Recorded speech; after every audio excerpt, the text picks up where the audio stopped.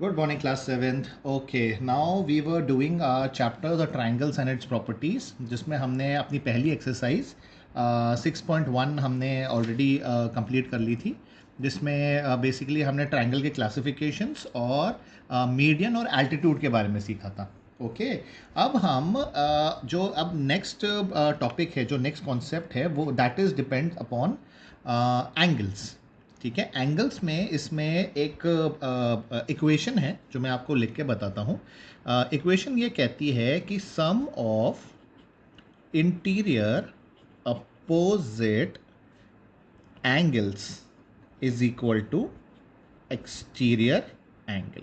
मतलब सम मतलब अगर हम इंटीरियर अपोजिट एंगल्स को प्लस कर दें तो वो एक्सटीरियर एंगल के बराबर होता है. अब ये एक्सटीरियर एंगल और ये इंटीरियर अपोजिट एंगल्स होते क्या हैं. ठीक है, अगर हमें ये समझ में आ जाएगा तो हमें इक्वेशन बनानी आ जाएगी. एक ट्रायंगल लेते हैं, जैसे कि ये ट्रायंगल लिया मैंने. ठीक है, ये ट्रायंगल है और ये मैंने इस लाइन को एक्सटेंड कर दिया है आगे. ठीक है, तो एक्सटीरियर एंगल हुआ ये, एक्सटीरियर एंगल हुआ ये बाहर वाला एंगल, और इसका इंटीरियर अपोजिट, इसका इंटीरियर एंगल ये और इसके अपोजिट एंगल्स ये दो. तो ये जो एंगल है, ये वाला जो एंगल है, ये है इंटीरियर अपोजिट एंगल, और ये है दूसरा इंटीरियर अपोजिट एंगल.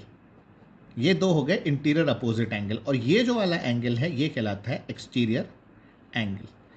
तो मतलब इस इक्वेशन के हिसाब से जो सम ऑफ इंटीरियर एंगल्स, मतलब इन दोनों का प्लस, इस एंगल का और इस एंगल को अगर हम प्लस करें तो वो बन जाता है इक्वल टू दिस वाला एंगल, एक्सटीरियर एंगल. ये है आपकी इक्वेशन, और इसी इक्वेशन पे पूरी एक्सरसाइज बेस्ड है. ठीक है, अब अगर सपोज करो मैं ट्रायंगल थोड़ा सा ऐसे बनाता हूँ.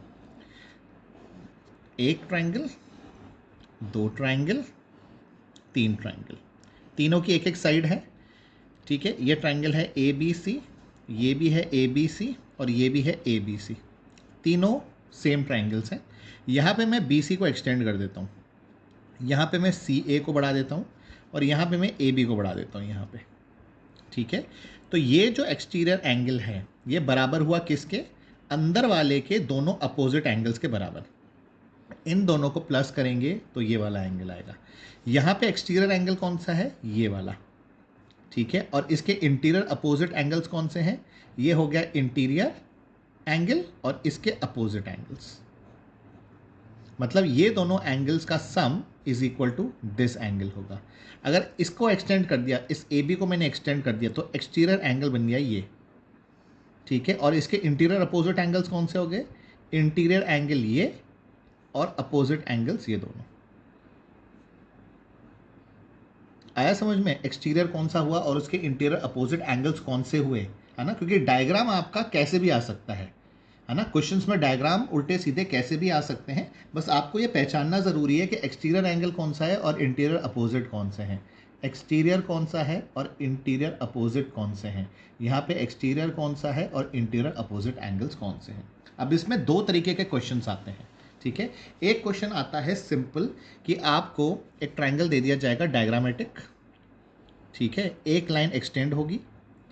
ठीक है, एक एक्सटीरियर एंगल होगा जिसको मान लिया जाएगा x, और अंदर वाले दोनों एंगल आपको दे दिए जाएंगे, जैसे ये 60 डिग्री है और ये 40 डिग्री है. अब आपको बताना है कि एक्सटीरियर एंगल का मेजर क्या है. तो आपको पता है एक्सटीरियर एंगल जो है वो इंटीरियर अपोजिट एंगल्स का सम होता है, मतलब प्लस होता है. तो 60 प्लस 40 इज इक्वल टू 100, तो ये x इज इक्वल टू 100 हो जाएगा. Simple as it is. एक आते हैं क्वेश्चन इस तरीके से. एक क्वेश्चन में आपको एक्सटीरियर एंगल दिया होगा और एक इंटीरियर एंगल दिया होगा. जैसे कि यहाँ पे आपको एक्सटीरियर एंगल बता दिया गया ये 100 डिग्री है, और इन दोनों एंगल्स में से एक एंगल आपको बता दिया जाएगा कि ये है ना, ये 60 डिग्री है. तो अब बताओ ये वाला एंगल कितना है. तो हमें पता है इन दोनों इंटीरियर एंगल्स का sum is equal to exterior angle होता है. तो हम इसकी इक्वेशन बना लेंगे, मतलब 60 plus x is equal to 100. 60 plus x मतलब दोनों इंटीरियर एंगल्स का sum is equal to exterior angle, दोनों इंटीरियर एंगल्स का sum is equal to exterior angle. ये आपकी इक्वेशन बन गई। अब आप x निकाल सकते हैं easily. x is equal to 100, 60 इधर जाएगा, -60 होगा, x इज इक्वल टू 40। ये दो तरीके के क्वेश्चंस आते हैं। इंटीरियर एंगल्स दिए हुए होंगे, एक्सटीरियर एंगल पूछा जाएगा। यहाँ पे एक्सटीरियर एंगल और एक इंटीरियर एंगल, दोनों में से कोई भी एक इंटीरियर एंगल आपको बताया जाएगा और दूसरा इंटीरियर एंगल का मेजरमेंट आपसे पूछा जाएगा। तीसरी तरीके का क्वेश्चन आता है ऐसे ही, बट वो लैंग्वेज में होगा, वर्ड में होगा। मतलब आपको वर्ड में बताया जाएगा कि there is a triangle ABC, the exterior angle measures 100 degree, one of the interior angles is 60 degree, find the other interior angle. ठीक है, तो आपको इमेजिन करना पड़ेगा ट्राइंगल बना के कि एक्सटीरियर एंगल कितना है, इंटीरियर एंगल कितना है और उसका दूसरा इंटीरियर एंगल कैसे होगा। ओके, प्रैक्टिस करेंगे, आ जाएगा। कोई बड़ा मतलब कॉम्प्लिकेटेड नहीं है। सिर्फ आपको ये चीज़ ध्यान रखनी है कि ये वाला एक्सटीरियर एंगल, अंदर वाले जो दो अपोजिट इंटीरियर एंगल्स हैं, ये तो हो गया इसका इंटीरियर एंगल, लेकिन इसके जो अपोजिट इंटीरियर एंगल्स हैं उसका सम इसके बराबर होता है। इन दोनों का सम तीसरे वाले एंगल के एक्सटर्नल एंगल के बराबर होता है। ओके, अब इसी बेस पे आपकी इसमें एक्सरसाइज है और एक ट्राई दीस है। पेज नंबर 118 पे there is a try these. यहाँ पे जैसे पहला सवाल दिया गया है, an exterior angle of the triangle measure 70 degree. Exterior angle 70 degree का है। One of the interior opposite angle is 25 degree. एक इंटीरियर अपोजिट एंगल 25 डिग्री का है, तो दूसरा इंटीरियर अपोजिट एंगल कितने का होगा। आराम से इक्वेशन बना सकते हैं। आपको एक्सटीरियर एंगल दिया हुआ है, एक इंटीरियर एंगल दिया हुआ है, दूसरा इंटीरियर एंगल आपसे पूछा गया है। अब दूसरा क्वेश्चन है, the two interior opposite angles of N exterior angle triangle is 60 and 80। मतलब दो इंटीरियर अपोजिट एंगल्स का ऑलरेडी आपको मेजरमेंट दिया हुआ है 60 और 80। आपको एक्सटीरियर एंगल का मेजरमेंट निकालना है। अब यहाँ पे क्वेश्चन नंबर 3 है, is something wrong with the diagram. ये जो डायग्राम बना हुआ है इसमें कोई गलती है। अब आपको बताना है वो गलती क्या है। सिंपल, ठीक है। Is something wrong with the diagram, comment.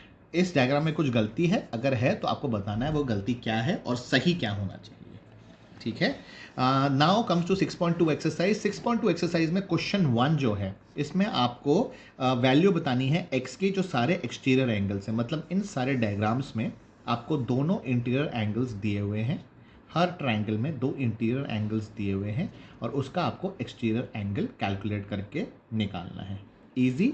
And question number 2 में उल्टा है, आपको सब में एक्सटीरियर एंगल और एक इंटीरियर एंगल दिया हुआ है, आपको दूसरा इंटीरियर एंगल हर ट्राइंगल में निकालना है। एक्सटीरियर एंगल दिया हुआ है, एक इंटीरियर दिया हुआ है, एक निकालना है। एक्सटीरियर एंगल दिया हुआ है, एक इंटीरियर दिया हुआ है, एक निकालना है।